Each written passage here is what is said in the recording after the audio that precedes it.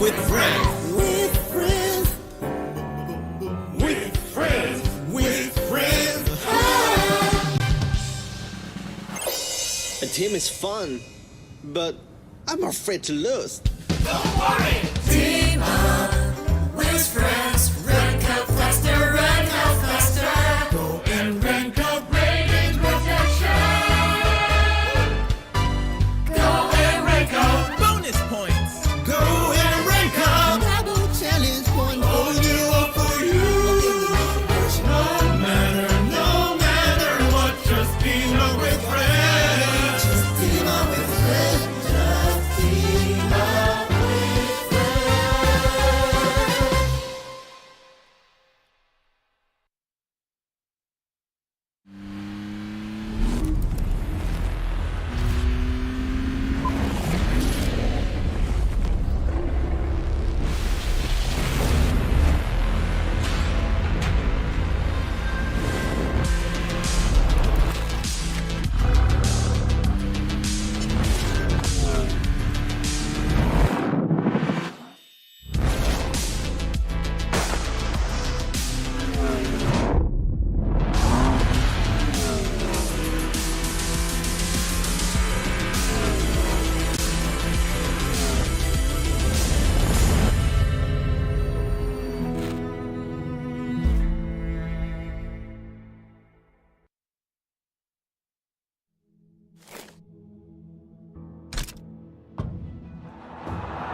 Here's Messi.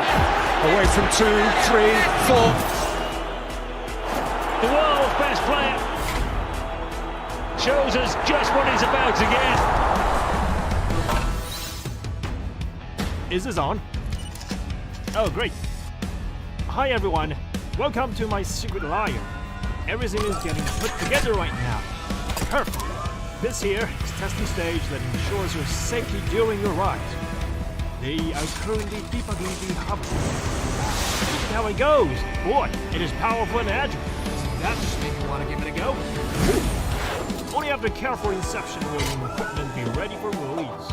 All of this equipment can help you achieve victory.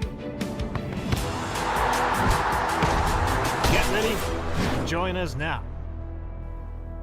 Disfrutar el juego.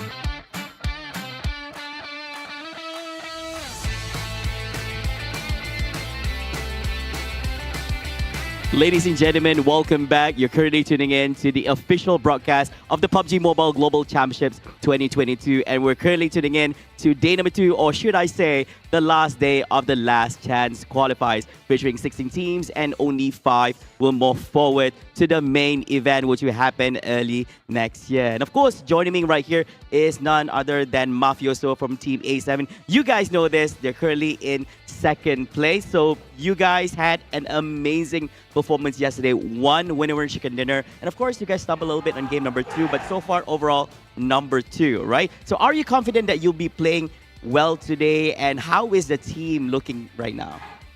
Então, ele parabenizou a equipa por jogo muito bem feito ontem, que estão na top 2 e com uma vitória de chicken dinner.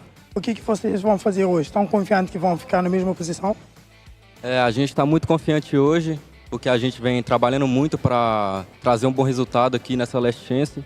Então, hoje a gente vai fazer o mesmo jogo de ontem e acredito que hoje vai ter mais vitória do que o jogo de ontem. So, yeah, they're very confident for the game today because they'll be playing hard for the Last Chance, and they will try to do the same game as yesterday, but with more wins for today. Wow, there are more wins for today. That is definitely something that we look forward to. And of course, of all the 3 maps that we'll be playing for the day itself, which one is your team most confident and comfortable with? And what problems do you face on the other 2 maps? Or are you just really good at all the maps, would you say? Então, dos 3 mapas, qual é o melhor mapa para o vosso time e qual é o problema que vocês enfrentam nos outros 2 mapas? Ou se vocês vão de bem em todos os mapas? Acredito que o nosso melhor mapa é Arangel e os nossos 2 piores são São Roque e Miramar. São Roque devido ao nosso spot, que é no centro do mapa e muitos times caem ao redor, pode travar a gente. E Miramar devido à nossa rotação atrasada, que os spots são bem no norte do mapa. So, for them, Arangel is the best map for them, but Sandhawk, and they have a problem because they land in the middle, and then all the other teams are around them, so it's very hard to fight all of them. And for the last map, they always go for the north, so sometimes they lose some time doing the translation, so they will lose time to get to the center. Great, amazing analytics on what they feel as a team right here. And of course, how are your teams plan to stay in position 5? Of course, we know that the top 5 will move forward to the main event of PMGC. So are you guys going to be playing more aggressive? Are you guys going to play safe? Tell us, what is your plan for today? Então, qual é o plano para o jogo de hoje? Vão jogar mais agressivos para continuar no top 10 ou vão fazer um jogo mais retardado? No jogo de hoje a gente vai jogar no mesmo estilo de jogo, para garantir o top 1, a gente quer o top 5, mas a gente quer o top 1, ficar em primeiro lugar, vai ser muito gratificante para a gente. Então a gente não vai evitar de trocar tiro, se a gente tiver que matar, a gente vai matar. E espero vocês aí na busca desse top 1. So for them, of course, they'll play the same game, but even for him, it's they'll be more aggressive today. Because of course, they want to be in top 5, but they want to finish today as the top 1 team.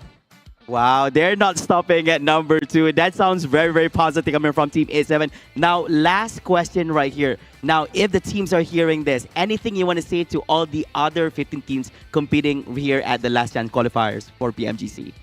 Então, como última pergunta, ele quer dizer, qual é a mensagem que você quer enviar para os 15 outros times que estão aqui jogando o PMGC?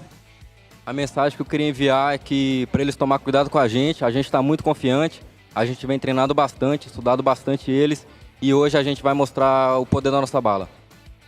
So the message for all the teams is for all them to be careful because they'll be studying all the different 15 teams here and for them to be very careful because if they see them, they'll be shooting at them.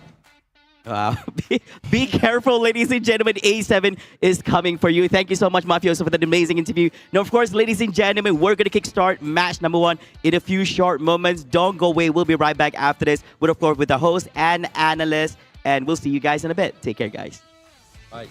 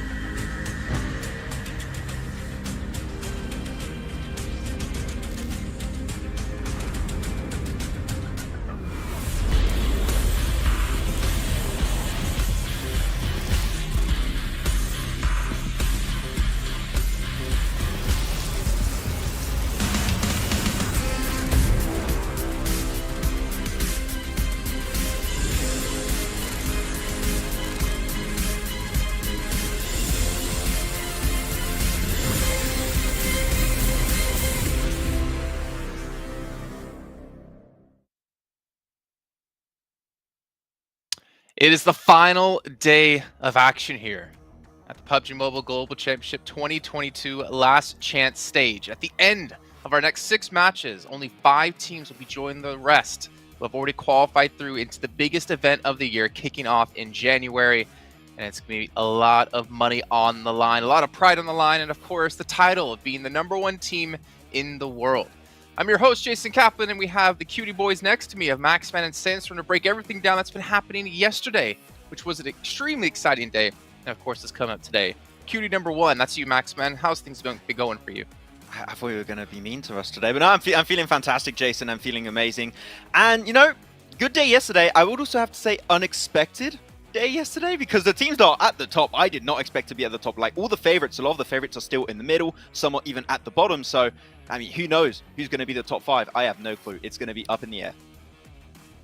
It really is. It really is going to be up in the air, and especially with the, I don't know, I guess there's a lot of pressure on the last teams currently representing their regions going into the tournament as well. So looking towards Enigma Galaxy, the last Arabian, Titan as well, the last African representative, Damwon Kia, the last Korean representative or South Korean representative. So a lot of pressure on these teams and only 6 chances to prove themselves now. Yeah, 6 chances, and that's pretty much happening with it's a culmination of what happened yesterday in the positions they set themselves in. But you know what? You at home, they need your support. The fan vote is going to be ending today in just a few hours of time, so make sure you're watching within the Esports Center and use those tokens to vote for your favorite teams. I believe S2G was still #1 last time I checked. We might have a change happening over the course of today. Maybe DRS Max can get on the board. I think there's a chance for them. I put my vote in. No, I'm not gonna lie. I put it in for Game Lord because you know what? Could have given a little bit of hope that, to my home team eventually, right? But yeah, it was. Oh, now they're your home team when they're doing all right. Hey! I always hope, okay, but my expectations were a little bit all over the place, okay. But I am Team Narvalo today. Well, you know where my fan vote went, Maxman? Who? Tell me. I went over to Sony Xperia because the Sony Xperia 1.4 Xperia stream is made in collaboration with professional esports players, and you can play PUBG Mobile in 90 Hz with Xperia Stream's total cooling system and multiple ports for intensive gaming and streaming. That's where my vote goes. Sandstorm, where did your vote go? My vote went for Maxman because he's an amazing analyst and he's dressed very nice today. I'm here to counteract some of Jason today. Had a really cool transition. John, can we get one of them in here for Sandstorm? Also, a big shout out here to Pullman Kuala Lumpur Bangstar Hotel, where our world is your playground, while the players are getting to stay at and getting to chill and relax at. And by chill and relax, I mean none of that, because they're sitting there intensely reviewing all the VODs from yesterday and trying to prepare for what's on the line today. And one way they can do that by preparing is with Prime Gaming. You can get some exclusive in-game free PUBG Mobile items, some premium content, of course, the other benefits with Prime Gaming as well. But as we move forward here, Max, I'm a little bit worried for some of these teams, to be perfectly honest. I know they say this quite a lot, but for me is the fact they don't have any of the Maserati skins just yet, which is going to be available till the 31st of December here, which you can get while playing in-game. I don't know. I mean, that's pretty sweet car. It looks pretty damn good. And you know what? If anything, it's almost guaranteed to make you top 5 here. I was told officially that if you do have the Maserati skin in-game, you'll get official extra style points, okay, added to the mix. Ooh. So I want to see if you can get some extra style points on board. But yeah, and as we know, style points is the tiebreaker between teams after chicken dinners, placing points, eliminations, how big your roster is, who's the tallest team, who can eat the most pierogies, stuff like that. But you guys at home should be following us over on social media with all the official PUBG Mobile esports channels. But here we go. These are the teams that have been participating. If you missed out on yesterday, well, you missed out, honestly, on a crazy day of action with a lot of unexpected twists and turns. But here, we can see a couple of teams. I mean, this is maybe the highest we'll see some of the teams. Like LGD, for instance, in the 2nd place here. Not looking too hot when it comes to the overall leaderboards.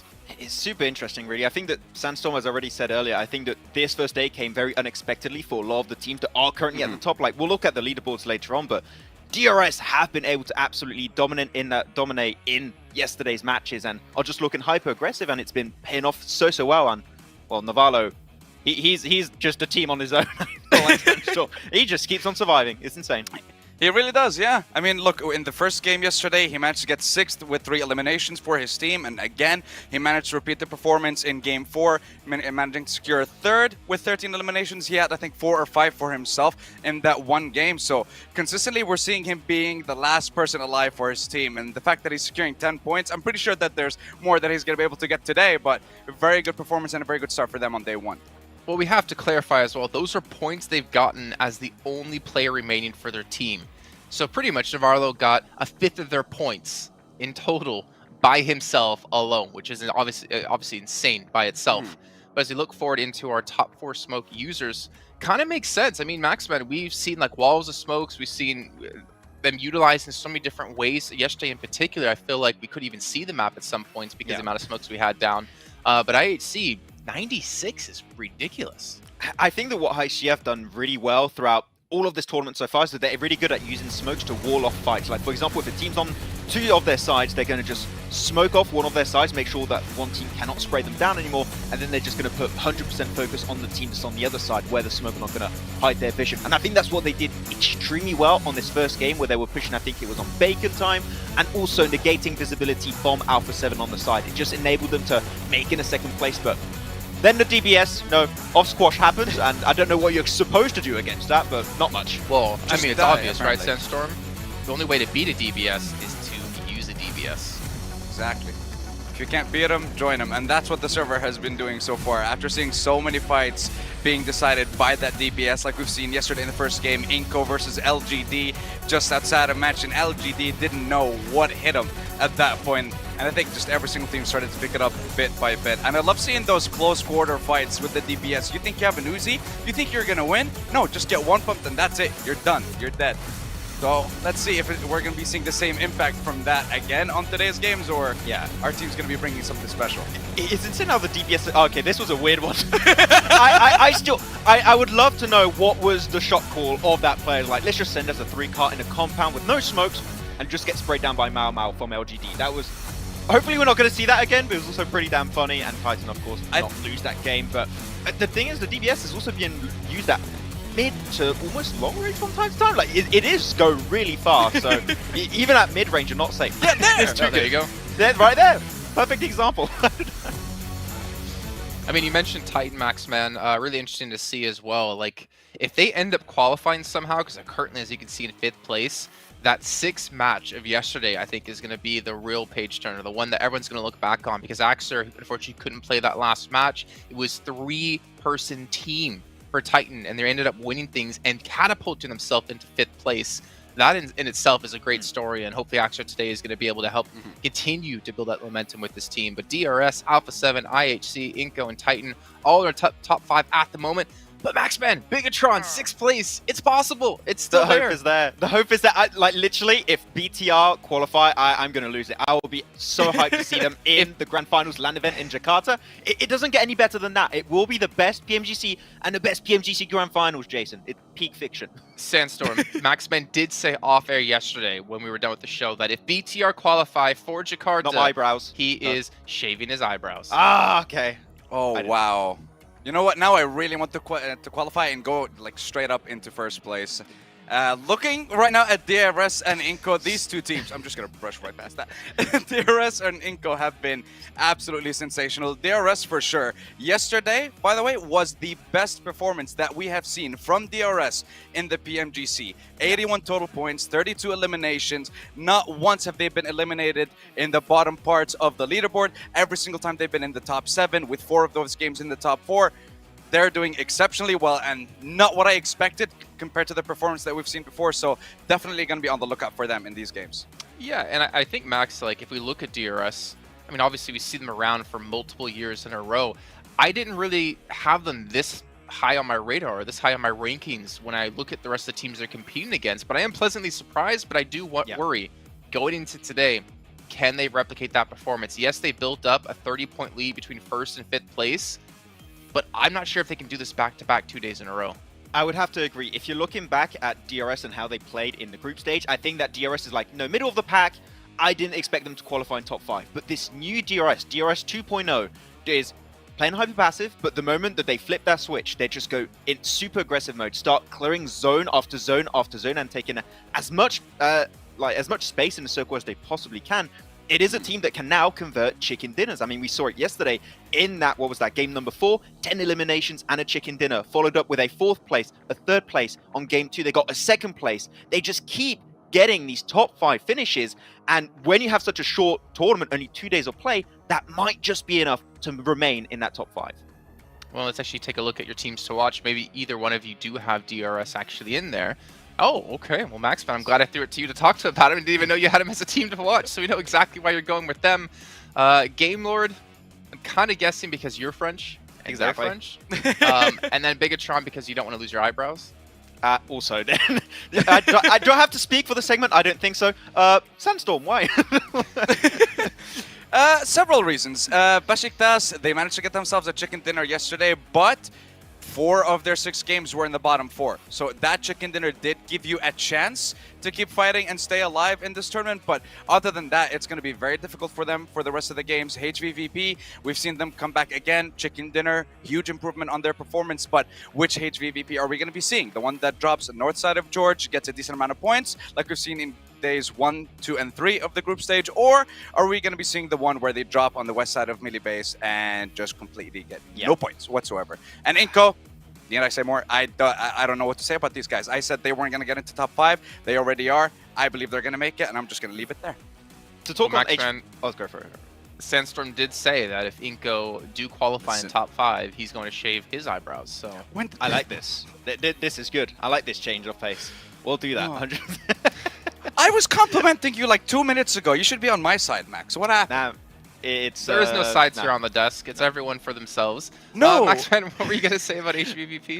So I want to touch on HVVP because I was able to look back through the VODs a little bit yesterday and through the map feed, and I really think that the main issue I pointed out yesterday is really coming into like be the main issue for them, which is they are just a little bit too slow on the rotations. Like a lot of the teams that play Edge are just so quick. They really are. They see the circle, boom, everyone almost instantly in their cars, playing Edge circle. HVVP, especially if they go for secondary drops, they're just a little bit slower to get in like the flow of things, and they just get gate kept so often. I think they had 3-4 games in a row yesterday where they just get gate kept, and they just could not get in any strong position. I think if they just speed things up a little bit, they'll be there, because technically the entry points are good, just a bit slow. So if they speed things up, I think we can see the new HVVP we wanted to see here. Okay. Well, you know what? I mean, hopefully they've been able to realize that as well and have been able to figure some things out to improve here in that second day. It wouldn't be a PMGC in my eyes without HVVP there. There's also a couple of other teams. I mean, Sandstorm, we've got Vampire Esports in 15th place. Didn't expect that to happen considering what we've seen from them in the past. Enigma Galaxy in 13th place, Besiktas in 12th place, LGD in 11th, and even Reject Damwon 10th and 9th respectively. There's a lot of these big name teams and big players that we've seen just over the course of this event alone that just haven't been able to perform in that first day.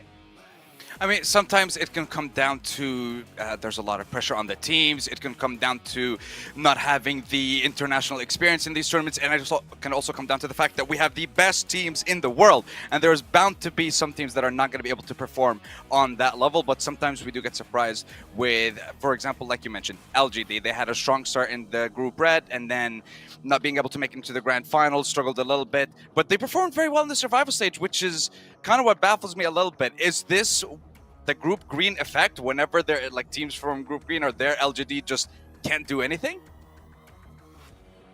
Well, I'm not going to answer that question, but you know what? Maybe our casters can answer that question, or just let the gameplay alone answer it, because we're going to be heading over to our commentators to kick off our first match here of the day, our one of 6 remaining matches here in our last chance stage.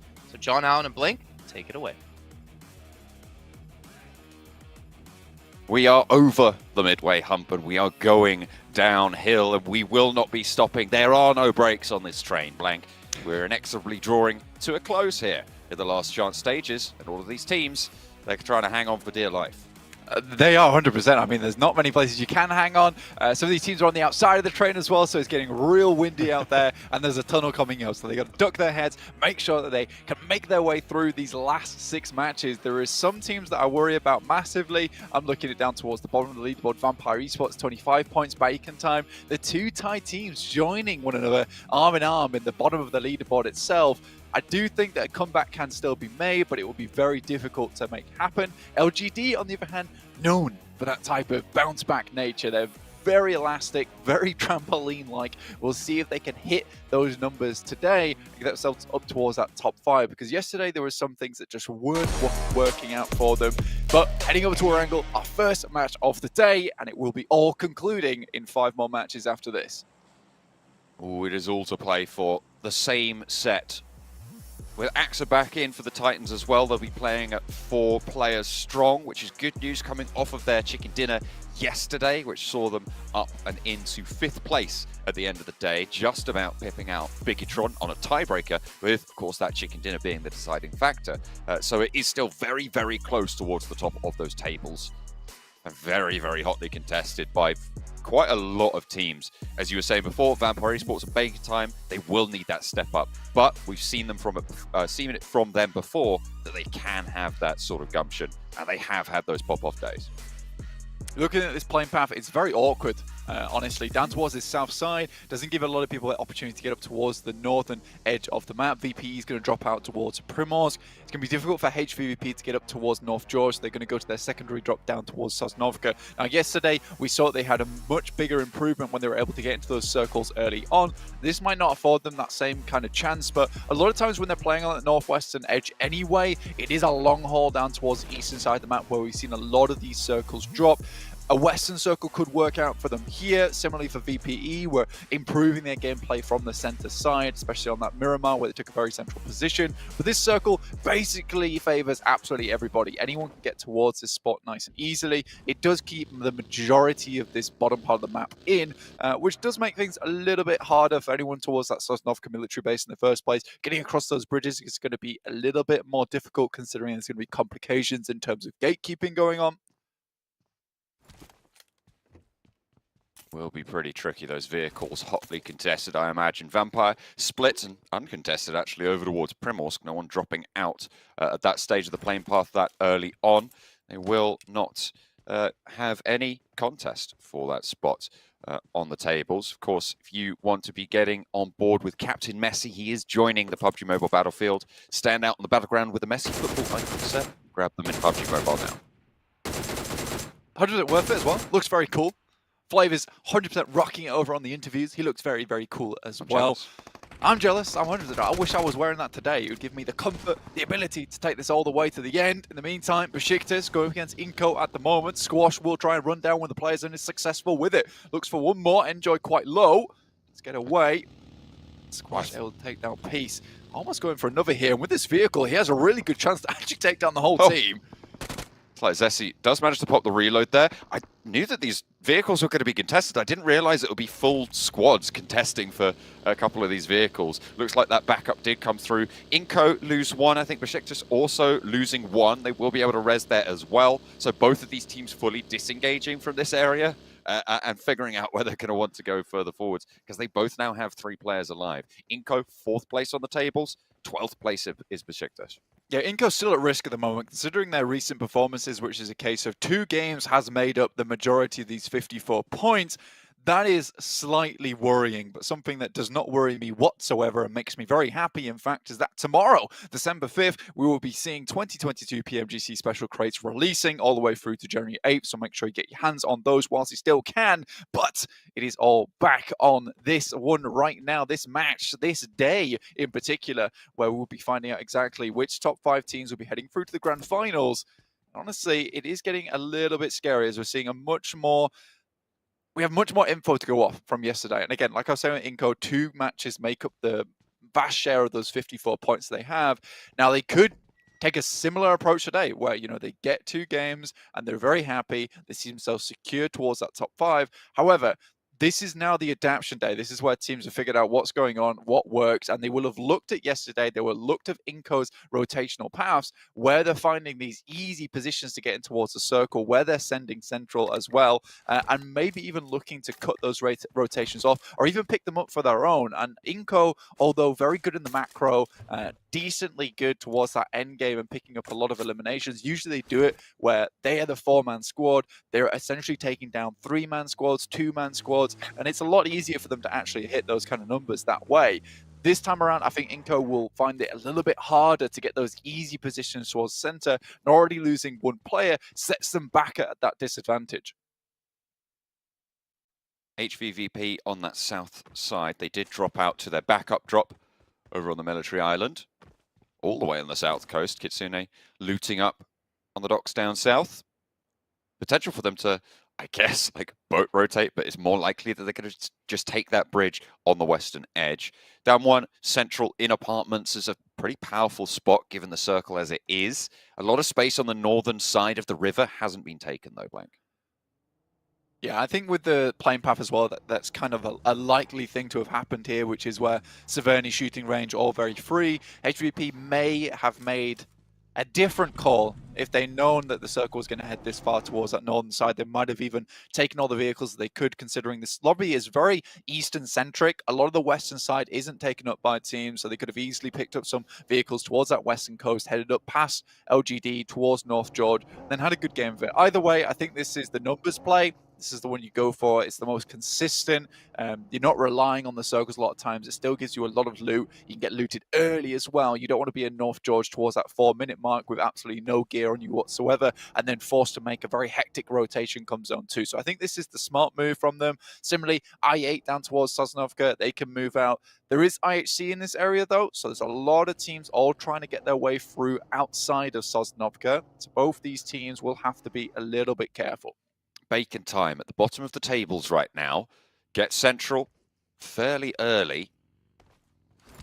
Currently playing, well, I'd say Central. They're sort of on the outside of the center pack right now, but it's a pretty solid compound as well.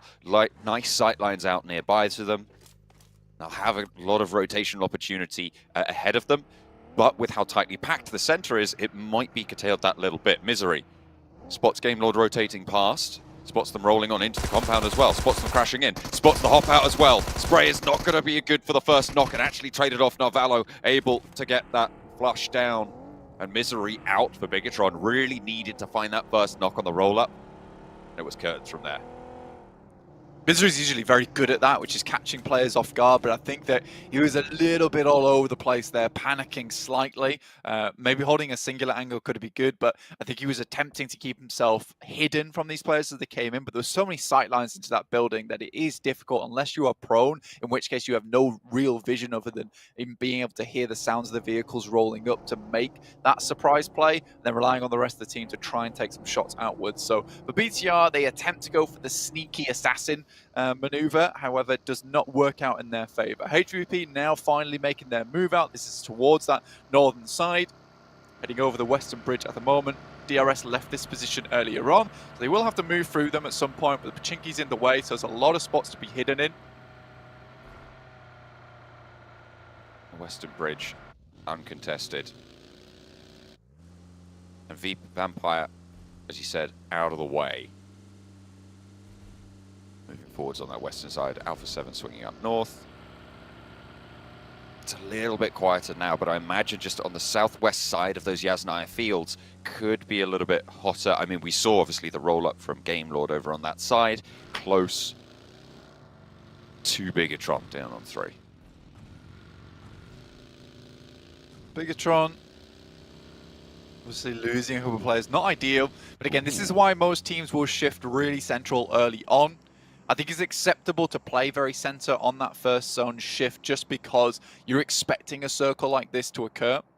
And then people can start to play edge from here on out. But getting a central spot early gives you a very high chance of getting in towards that area. Game Lord deciding to move a little bit further in, clear out maybe one of these teams. And BTR have to be quick with it now. Obviously getting shunting out of that top 5 placement. 51 points, tiebreaker on the chicken dinner. Going down here at the start of the day would not be good for them. So when they goes through the window, it's absolutely perfect. Liquid will be going down first. Oh, another one in through the window. 2 nades, 2 knocks. It's Jen Foster, a third nade through. They will be able to find an answer a little bit. Has the M249, a lot of bullets, but not going to be able to find the second knock onto Victor. Narvalo does fall, but Bigatron swept aside. Game Lord, their bane right now. Very central in the circle as well, and a powerful garage to be able to claim for Game Lord moving into those top 5. Exactly, John. That pushes them up past Titans nicely with 53 points, just behind Inco at the moment by 2 points overall. That's a 4th place finish. So Game Lord doing a very good job so far. Yes, a lot of these points have been kind of almost saved by Narvalo, able to get a few eliminations here and there on board, which does pump up that totals a little bit. We saw that he got 10 points yesterday. Either way, if you look at that, a 10-point margin underneath them at the start of the day would have sat them in 39 points, would have been in 11th place, or 10th place at the moment. So you're a bit worried about that type of thing. I think that for game mode, they're happy that Nalvala was able to get as far as he did. But these 4 eliminations and a good first take on the circle gives them a lot more loot in terms of being able to grab the supplies that BTR dropped off the loot crates, and then also have this position to play around with. Bacon Time are starting to roll up on that top side. No real compound for them though, so Game Lords still have this really strong compound towards the center of the circle with high ground to play around with. There's walls around here too, which makes the crash a little bit more uncomfortable. I think maybe BTR just had to be a little bit quicker with those nades, and for Game Lord getting up like that with barely any smokes and then just nading through the window, that shouldn't really happen as often as it did. And I think they were feeling maybe a little bit afraid after Misery did go down how quickly as he did. HVVP now have swung all the way up to that northern side. They were playing on the north edge of the river. LGD were in this position, but the rotation paths from here, they'll be much more familiar with Blank. Obviously, normally going in from North George, so potentially a little bit stronger. IHC, south side, and going to be corralling on at that edge. They are south of the Asnaya Fields, close by to Titan, who have moved a little bit off of Potato Hill now as the circle comes to a crunch. Aegon XI8 pushing in from that south side will be behind Titan and DRS to their side. That is a nasty shift, Blank. It's hard north, but it keeps a lot of both sides of the river in, and they're going to be difficult choices to be made in the future. I think for A7, this is really, really nice for them. I think the fact that they were all the way on this northeastern side, they were looking like they weren't going to be able to find a way in towards this circle. Setting us up a little bit further towards Rozhok, and then even goes further north on that side, gives Alpha 7 an excellent opportunity to pump those scores up and really secure their position towards that top 5 and head through towards the PMGC. It's been very rare that we've not seen Alpha 7 go through to PMGC, but already, I think that's 2 knocks either side, but with Reject in the back as well, this could be horrendous stuff. Oh, a second knock for Mythic over onto Meku, and 2 players are down. It's all on Tixie to hold the front here. Rejector coming through, as you say, a third party. Matic and Tixie now for the squad. Carrillo on the corner will find the nades in his way. Tixie gets one back as well, and a lovely little shot through the window. Needs to hold for a second, but a third player from HVVP falls down. It's Matic rolling up, the seat swap's there, and they're out. Both Alpha 7 and HVVP try and crash the same compound, Blank. And it goes to hell for HVVP. Reject move in and look for the third party as well. It's just that speed that is on the side of A7. They were further towards that northeast. They could get inside that compound early. Both teams had the same idea, and you can't fault them for it. It's a really strong compound over towards that Yaz Bridge crossing. So if this headed further towards that western side, you know, this would be providing anyone that picks it up now a huge opportunity to gatekeep a lot of teams. Inco heads towards the bridge with 3 players. They're going to hold down there for the time being. Reject hope to get in on that fight. Either way, for HVP, it's just a little bit too slow, and I think that when you're trying to crash a compound like that, you have to be really, really quick, very dominant.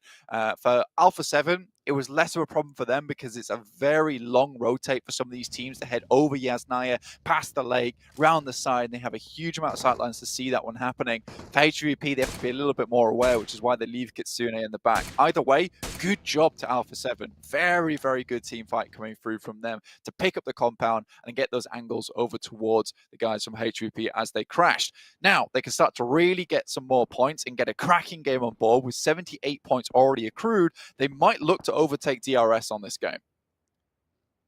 I don't know if it's possible, but I would love to see a replay of the start of that fight, because there were 2 knocks that we didn't see, and the timing was very, very close to both of those teams hitting the compound. Alpha 7 did get there first, just a little bit, but I would love to have seen right at the start when those knocks started to come through. Titan on the north side of the lake now might try and move into the area, and Alpha 7 trying to fend them off on the north edge. Like we said before, this is a very difficult cross down towards Alpha 7's position. A lot of open ground here over towards this pizza wedge, essentially over towards that western side. Another difficult circle comes through. LGD is in an alright spot at the moment, but you really do wonder where this circle is going to end up, because if it ends up right on top of the bridge, it's going to be difficult for a lot of these teams to find anything to work with. Inco down towards inside the bridge. They're on the bank side. This is hugely central. This is classic Inco gameplay. LGD really powerful in their position. North Shore, very likely that it will be finishing there, but LGD can just sit here and control everybody else trying to make their way across, as can Inco. Unfortunately, though, Alpha 7 move on out. Nades over the top, Vitali low, Becker at the back. Will be able to stay alive here. Another nade on in to try and pick up the flush. Rez is very, very tricky there. Down one, trying to get across the bridge, shut down. Aegon XI8, 4 players alive. Currently split 2 and 2. The other 2 players on the east side of Rozhok. As Down one sit above them. Vampire, you can see them just about coming over that hill on the western edge. North shore for Vampire already. They're in one of those towers, but they're going to have to move further in. They know Aegon XI8 are here, and they should know that DRS are rolling up on their north side. It's a hard cross here. I think Schweppes is playing this one very, very well, knowing that there's probably those off angles from Aegon XI8. UZM goes down, this from Enigma Galaxy. There's a lot of eyes on this position. Ghost is the only one left remaining over towards Rozhok's side, but should be shortly returning to the fold. Game Lord rocked up. They did take a knock in the process, but were able to get their boy back up on his feet for the time being. That's Akashi over that side. Nate goes through, does a hefty damage over towards Narvalo. Stays alive, however. In come Robs, Victor, and Akashi to back Narvalo up on the hillside. They know there's more players here. They know they have to push further north. East side flank, IHC covering off. Smokes being thrown down for Game Lord to isolate sightlines to create a channel towards the Enigma Galaxy fight. Looking to put nades in that way. Amodi launching them back on over. No one going down just yet. The rest of Down one trying to get across. Not going to be shot at just yet, but everybody's turning their attention that way now. As Vampire have to be on the swivel, actually managing to get all the way across. Down one Gaming will stay alive for now. Reiji shots over towards Alpha 7. And Aegon XI8, they're still peppering away at Enigma Galaxy despite being right on the south cut of the circle. It's been a survival game here for Aegon. They know they have some good sightlines up towards a lot of this tree line, so they can just take easy shots and get themselves back into cover. For Freak, though, these are shots you need to hit over towards him, but I think Blade just does not want to expose himself for too long. Currently 26 points, 28 after those 2 elims. Quite far down towards the bottom of the lobby, looking to put some more points on the board today. Ooh, a nice little roll-up coming through from Game Lord. Freak now last standing for Enigma Galaxy, but Narvalo gets shot down as well. Victor and Robs active. They want to try and create some cover, but their teammates are getting shot out in the meantime. They're not in the next circle, and IHC have moved in front of them. With the chaos that they were involved in with Enigma Galaxy. Godless on the side swipe on the off angle, and their teammates will fall. 2 players now left standing for Game Lord on the south side, and a tricky rotation ahead of them. Likely they're going to have to move north of the river, and IHC have got the shots. They split 1-on-1 in the vehicles. The reload's there. The back player actually going to be able to get to the coastline. Unlikely to get across, but still somehow squeaking it through. Forward position will be taken away from them, however, and it's just Victor left. Inside the water himself. Chunksy did go down to a shot coming through from Besiktas all the way on that eastern side. They'll have to move further in. Inco, once again, find themselves a very troublesome spot, but a spot that they have lived in. The nades from Revo didn't quite do the final job towards them, able to live for a little bit longer, get away. I can remain on this bank side, and although it was very rough to play from him earlier, now everyone realizes this is a hot spot. Ravenclaw down, Fluke down, traded off for just the one. They turn around the corners though, and they got the DBSs at close range. I think there were several going off there. There's at least 2 on the roster. Vampire keeping the shotguns in hand. See themselves a little bit safe, but the circle's still in closing. We'll have to move out from this position, trying to get as many reses through as possible before they start to make that grand dash. Becker just taking shots. Inco already up to 3 eliminations so far from the waters below. The Sharks looking for a little bit more to chew. Vehicle goes up, so can't sit in that anymore. Nade over the top from Squash as he launches up. Off the bank side. Down one. Really struggling here. Inco doing a stellar job. 3 eliminations so far. Forest should be spotted. DRS in the meantime, southwest side. Vampire at their back, looking to move up. Schwepp does fall. It's rejected there. On the off angle, should be resable here for Vampire. 4 eliminations already on the game. Reject. Hit the deck from Delta. Neither player going down. That's going to draw some ammo, draw some sightlines away from Vampire on their approach on the southwest side, with the blue zone moving in. Shots from Ravenclaw as they crest the ridge. The backline not safe. Rules repositioning. Ravenclaw cannot risk this peak. Go for the spray that he wants to find, but the nade over the top.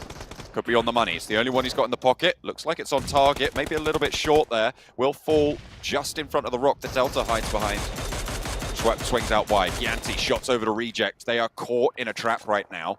And DRS need to stay strong. They have to push for a lot of teams at the moment. I mean, VP is not making this easy. And they're remaining outside the sightlines from the guys of Reject. So for DRS, they just have to push for this team in front. Enigma Galaxy do go down. Besiktas still going pretty strong on that eastern side. DRS slowly being pulled apart here by the nades. Reject, Divine sending stuff over. Killer now steps up, takes down Schweppes, leaving VPE at 3 for the time being, but 6 eliminations already found, looking for a bigger game. Inco currently dominating from the bank side.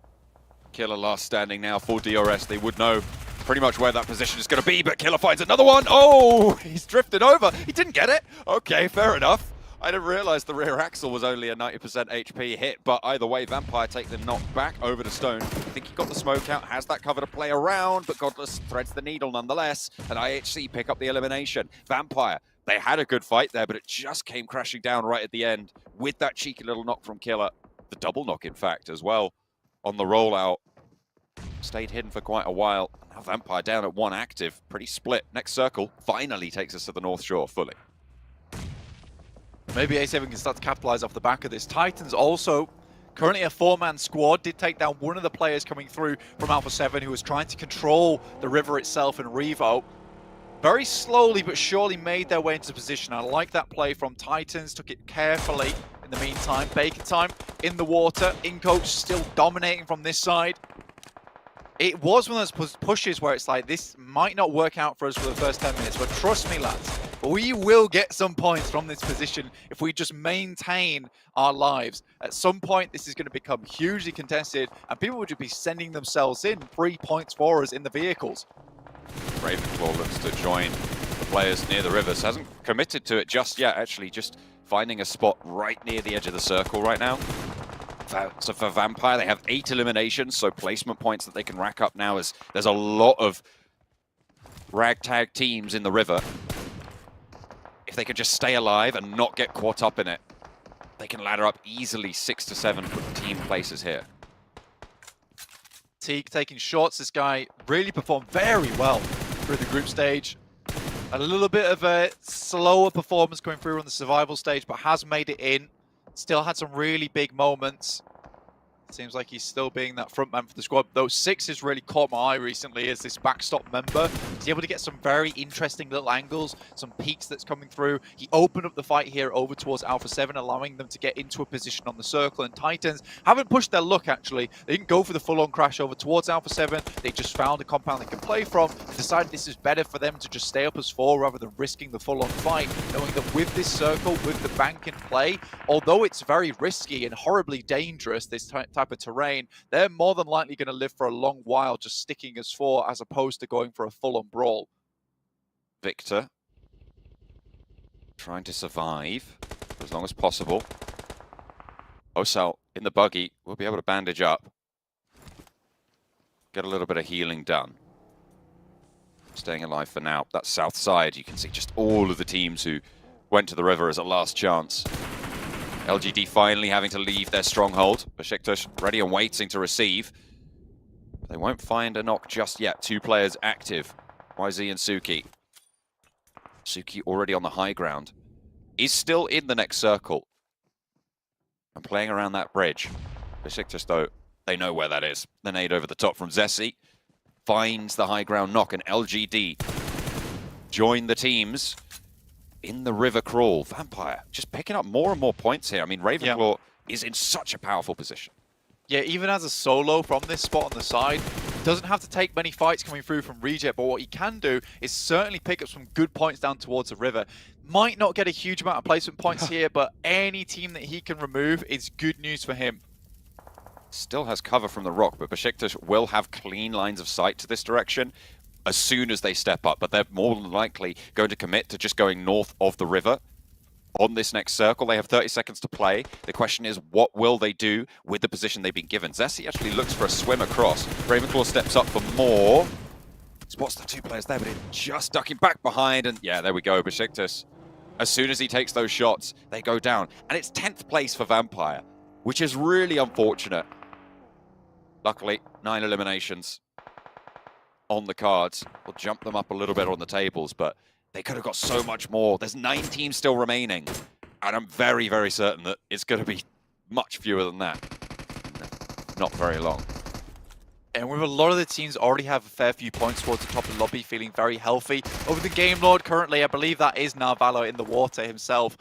No, it's Victor this time around putting in the shift. Okay, Game Lord's going to live for a little bit longer. They're the solo team apparently, and this is good news for them. 6 eliminations, get maybe further into top in terms of placement points. Inco already, clocking in at 9. They get the majority of the work done towards that first hour of work, and then they just kick their feet up and then rest for the rest of the day until they need to do something else, or at least the manager asks them to go do something. So for them, they're getting their big game in, securing themselves towards the top of the lobby nice and early on, give themselves that buffer. It's a very relaxed little last chance here for Inco, I'll be honest. This is where Inco can really put the hurt on and sweep up a lot of these points. 8 eliminations already. I imagine they're going to be able to see 3 or 4 more in the next couple of minutes. Shots over towards Alpha 7 as Reiji backs them off the wall. They've been held in this compound for so long. Blank, remember, this is the compound that they fought HVVP for. Both teams wanted to crash it. And the fact that Alpha 7 are alive this deep in a really strong position, it just makes you wonder what HVVP could have done with it as well. Ooh. This could be a big nade, bro.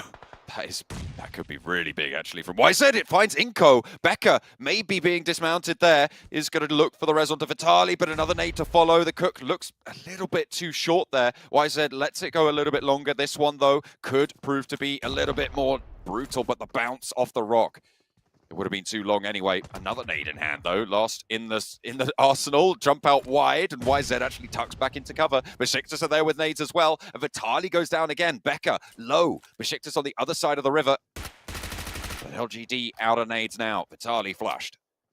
5 elims now for LGD. He's doing a very good job. I think he's realized that, he's not getting a high placement. What he can do is get a lot of elims here. Squash moves out the water. This is a full-on challenge between him and YZZ. See what you can get done here. Reiji, Raciocio goes down. Squash actually knocked as well. Fortunate. Titan actually taking the shots over towards Reject. Alpha 7, the only team in cover right now. And they have been given this one after their first initial rotation. Away from the river. They'll be able to control all the crossing, and Titan know it. They want this compound. They want to take it back into control. 4 players alive for Titan. The only team at full power. Mafioso struggling to find an opening knock over to the squad. Finally able to thread that needle. And Puncher falls first. 6 on the sidelines as well. Up and into the fray. There's too many angles for him to deal with those. Carrillo unleashes the Groza. Looks for the flush. Over onto Puncher. And the rest of the duo just staying at the back here for Titan. 2 players now alive. Alpha 7 on 3 as everybody from the river finally getting cut down. Inco eliminated. Down 1, down 4 teams remaining now. Blank. What a hold there from LGD though. YZZ still going, trying to ruin the chances. Son HP has to drop in towards the water himself. Most likely will get knocked out here. And LGD with just YZZ himself owning the bank, taking all the cash from the vault there and putting it in the elimination points bracket. Looks great news for him. 10 eliminations, yeah. LGD will go down there, but 3rd place, 10 eliminations, a 20-point game for LGD.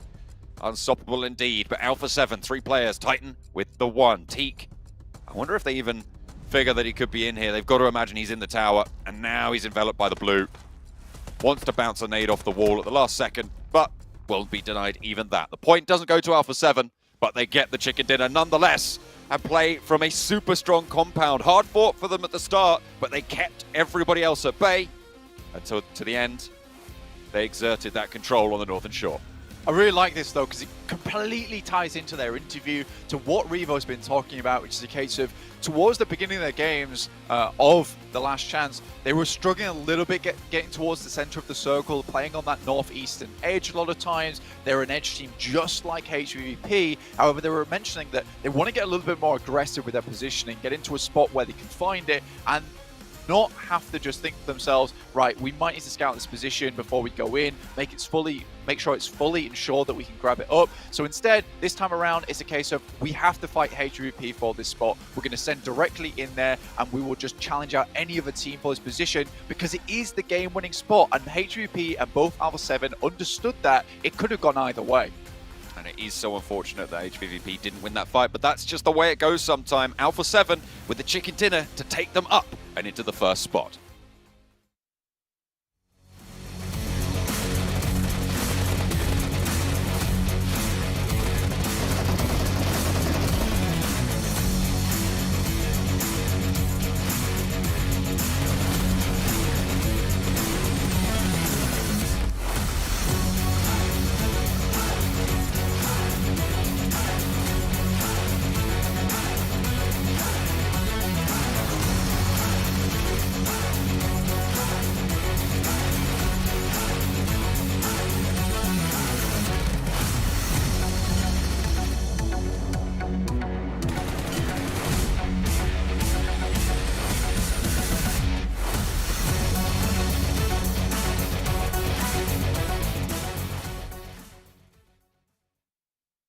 Well, Alpha 7, they came out with the interview saying, if you come near us, we're going to shoot you down. And HVVP, unfortunately, was one of the recipients of this one as they close out the game and get themselves even further into top 5.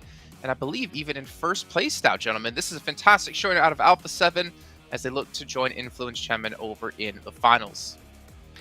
Normally in the interviews, I'm not going to lie, we hear them say, oh, if we see you, we're going to like chase you down, we're going to take your compound. I don't typically believe it.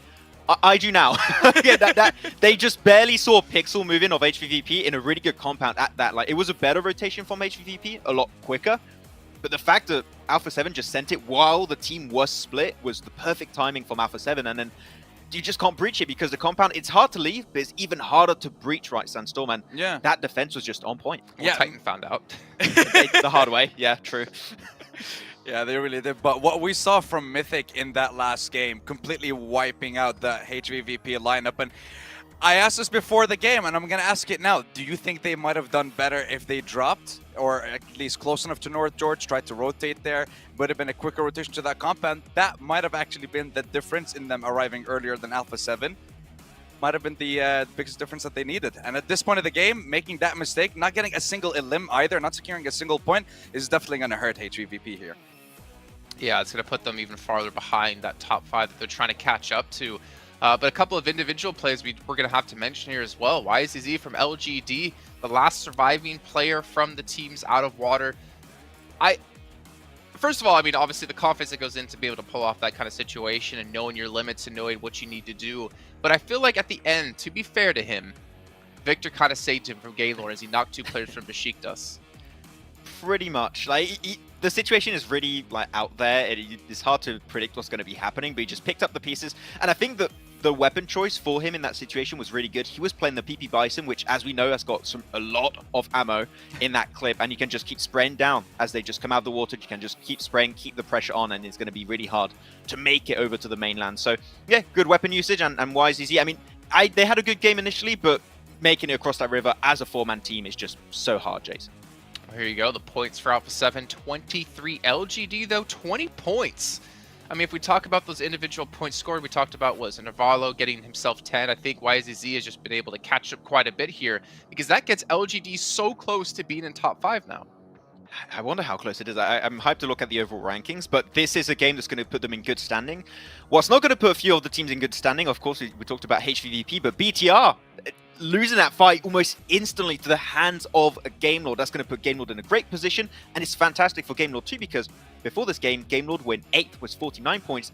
BTR were just barely above them in 6th place, was an extra 2 points with 51. So now BTR falling down, Game Lord going up again.